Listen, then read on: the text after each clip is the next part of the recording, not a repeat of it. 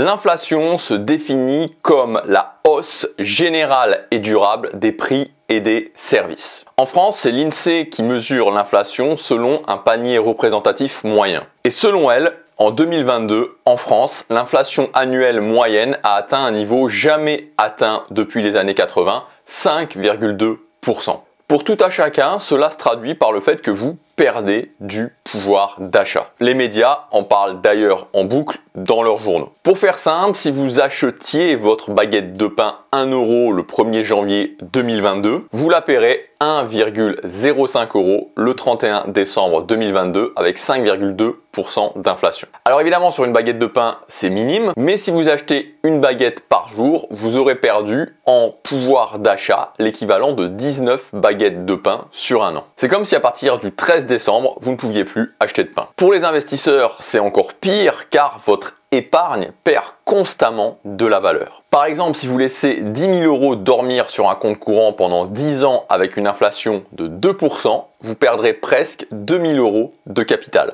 Maintenant, avec une inflation de 5,2% comme en ce moment, sur 10 ans, c'est pratiquement la moitié de votre capital de perdu. Alors on parle beaucoup de l'augmentation du taux du livret A à 3% depuis février. Ce qu'il faut bien se rendre compte, c'est que en 2023, avec un taux du livret A à 3% et une inflation à 6% comme le montrent ces prévisions, vous ne gagnerez pas 3% d'intérêt, vous les perdrez. Si vous avez un livret A plein à 22 950 €, au bout d'un an, en pouvoir d'achat, c'est comme s'il ne vous restait que 22 262 €. Donc vous aurez perdu, en l'équivalent de pouvoir d'achat, 700 € sur un an seulement. Alors il faut faire attention à ça, surtout avec ce taux de 3% qui peut paraître assez extraordinaire, mais un taux de livret A à 3% avec une inflation à 6%, c'est moins avantageux qu'un taux de livret A à 0,5% avec une inflation à 1,5 voire 2%. Alors je suis pas en train de vous dire qu'il ne faut absolument pas avoir une épargne de sécurité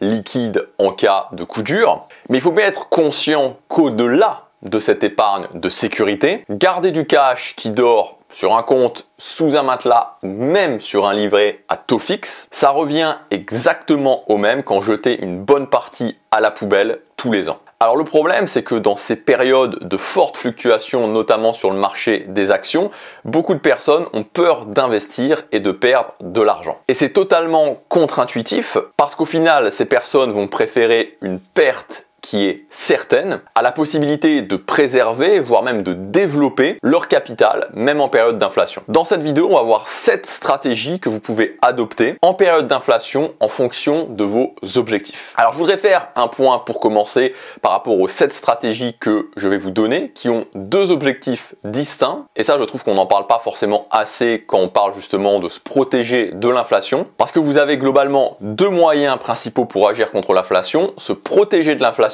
et battre l'inflation. Ce sera donc à vous de voir en fonction de vos objectifs, de votre profil, de votre horizon de placement, celui qui est le plus adapté à votre cas particulier. Les 4 premières stratégies que je vais vous donner vont vous permettre de vous protéger de l'inflation. On est donc dans une optique plus court terme, le temps que dure l'inflation. Les 3 suivantes auront pour objectif de battre l'inflation, c'est-à-dire de procurer à votre portefeuille un rendement supérieur à l'inflation. On est dans une optique plus long terme. Alors dans cette vidéo, je vais me concentrer vraiment sur les stratégies en elles-mêmes, mais je vous ai préparé comme d'habitude un tableau bonus avec pour chaque stratégie un choix d'ETF qui vont vous permettre concrètement d'appliquer cette stratégie. Donc vous avez la stratégie, les ETF qui sont reliés à cette stratégie, vous avez aussi tous les détails sur chacun des ETF, la performance, la volatilité, comment le retrouver, etc. etc.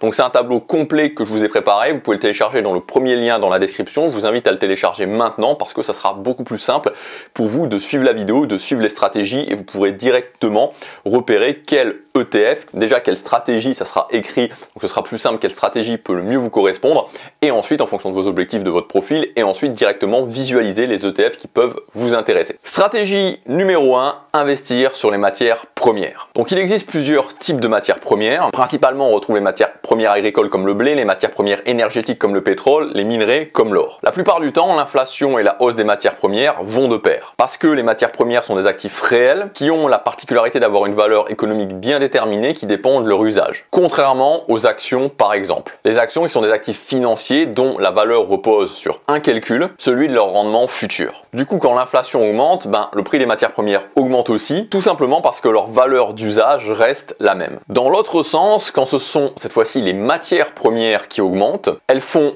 augmenter l'inflation, tout simplement parce que les matières premières sont des produits de base qui servent à la fabrication de tous les autres produits manufacturés. C'est ce qui s'est passé en 1973 et en 1979 avec les deux chocs pétroliers et en 2022 avec la guerre en Ukraine. Investir dans des ETF sur les matières premières permet donc de minorer, voire d'annuler les effets de l'inflation, dans la mesure où, vous l'avez compris, les deux progressent ensemble. De plus, ces actifs sont en général décorrélés des actions. Dans cet état d'esprit, les ETF énergie sont les plus performants, comme on peut le voir sur ce graphique qui compare l'ETF Xtrackers MSCI World Energy en brun à un ETF MSCI World classique en bleu. La comparaison de ce premier graphique est sur un an. Maintenant, si on regarde sur 3 ans, c'est encore plus clair, il y a bien une décorrélation entre l'ETF Energy et l'ETF World classique. L'ETF Energy a une bien meilleure performance que le MSCI World classique depuis janvier 2022. Stratégie numéro 2. Investir sur l'or. Alors oui, l'or est une matière première, donc ce que j'ai dit précédemment sur la stratégie numéro 1 est aussi valable pour l'or. Mais surtout, l'or est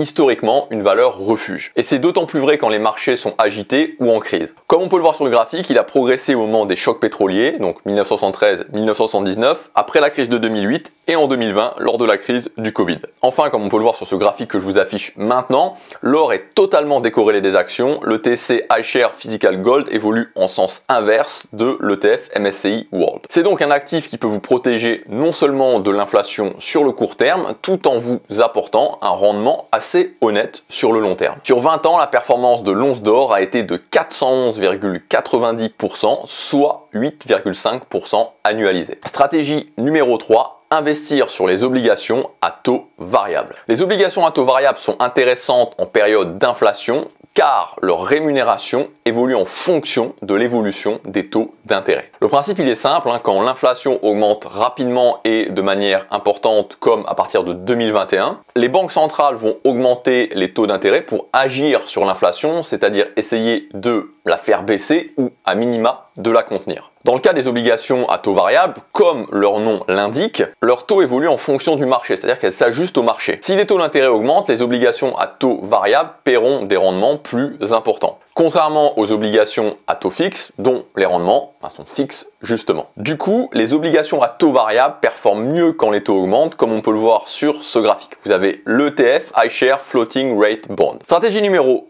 4, investir sur les obligations indexées sur l'inflation.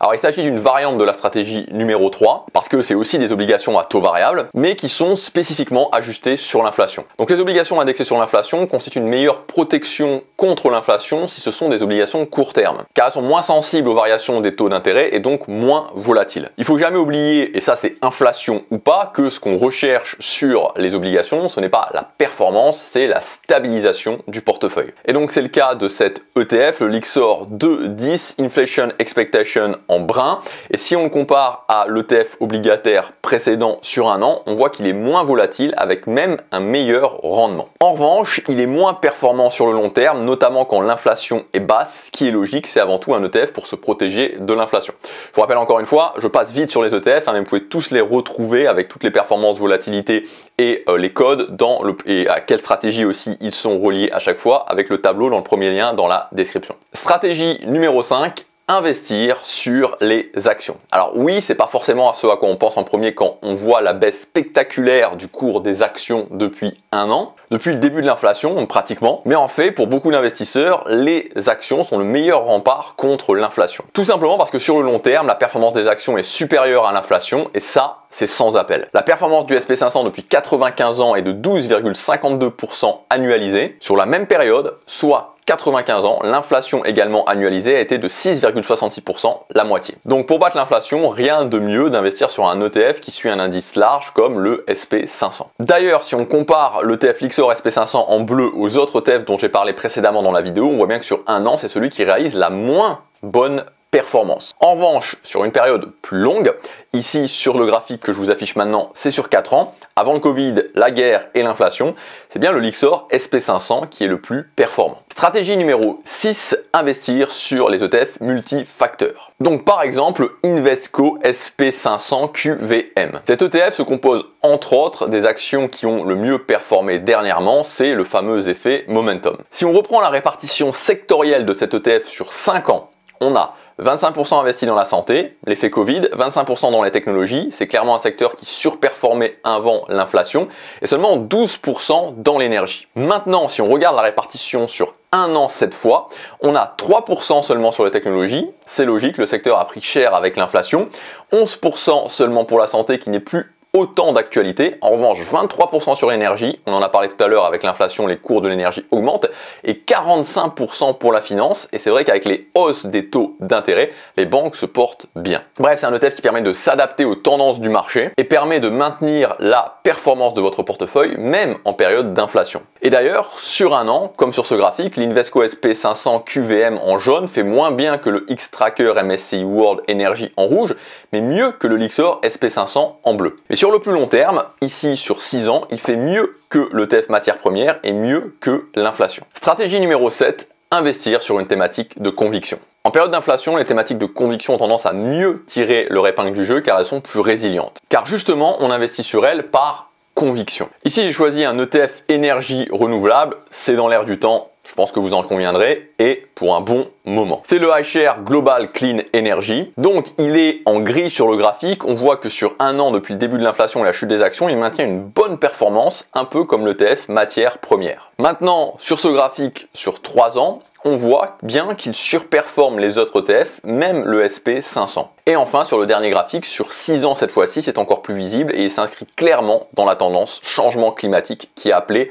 non seulement à se maintenir, mais très probablement à se développer. Alors, ce qui est très important à retenir, et comme je vous le disais en début de vidéo, on n'agira pas pareil en fonction de son profil. Si vous êtes proche de la retraite, proche de la fin de votre horizon de placement, se protéger de l'inflation paraît être une meilleure stratégie pour préserver votre capital. En revanche, si vous avez 15 ans, 20 ans, 25 ans devant vous, vous aurez largement le temps de battre l'inflation avec votre portefeuille action. Même si l'inflation augmente encore, une inflation haute ne durera pas dans le temps. Des performances élevées, si.